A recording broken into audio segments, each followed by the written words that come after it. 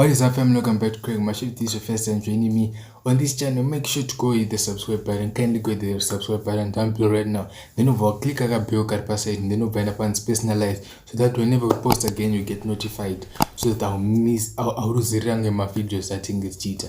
Okay, so that's all of it. Naming and the sang on my streets when I was browsing through social media. So I found post on some celebs whereby there was some pictures my teachers anga abuse my students kuchemanza high school. So I'm going to show you my pictures here, but then viewers discretion. Zvikutoone my teachers are right piper. So my pictures are basically muskana agarowana teacher kuchikoro. I think mnongoziya nyaya dzekurowa kwema teacher. Inini as a student I know my teacher anorawana, but then as good all teachers are bad. No. But then zvakaitwa musikana uyu, that's abuse. That's not kuranga mwana. That's abuse. So anyway, let me just show you the pictures. Viewers discretion. Because my one. Okay, my pictures are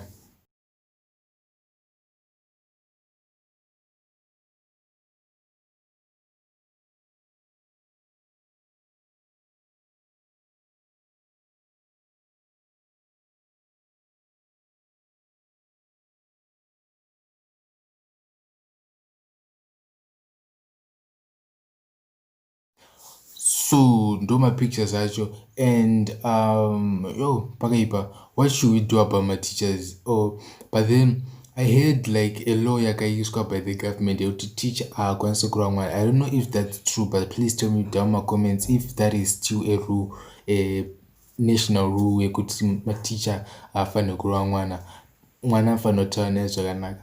Zvakaitwa musikana uyu, I don't think kuti musikana one, I think vakawanda vasikana. That's not kuranga mwana zvepamutemo. That's abuse, and teacher yo afanoiswa kujeri.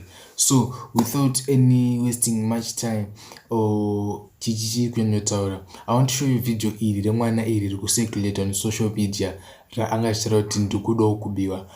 I think tesitoziva song yaHoly inonzi mwana ndakubirai. So people have been doing like my challenges vachiti mwana ndakubirai, kuti mwana ndakubira zvireva kuti ndakudanana naye ndamutora ato mukadzi wangu kana kuti ato musikana wangu chichi. So mwana we abva uyo nevideo rake achiti ndikudawo kubiwawo ini.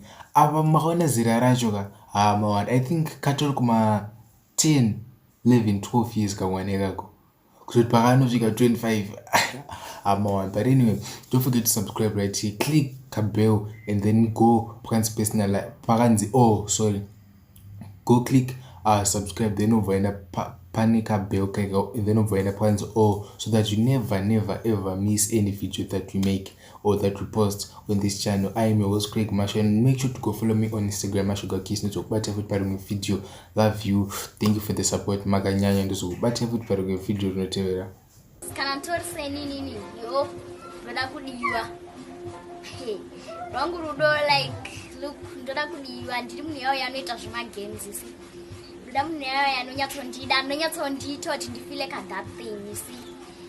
So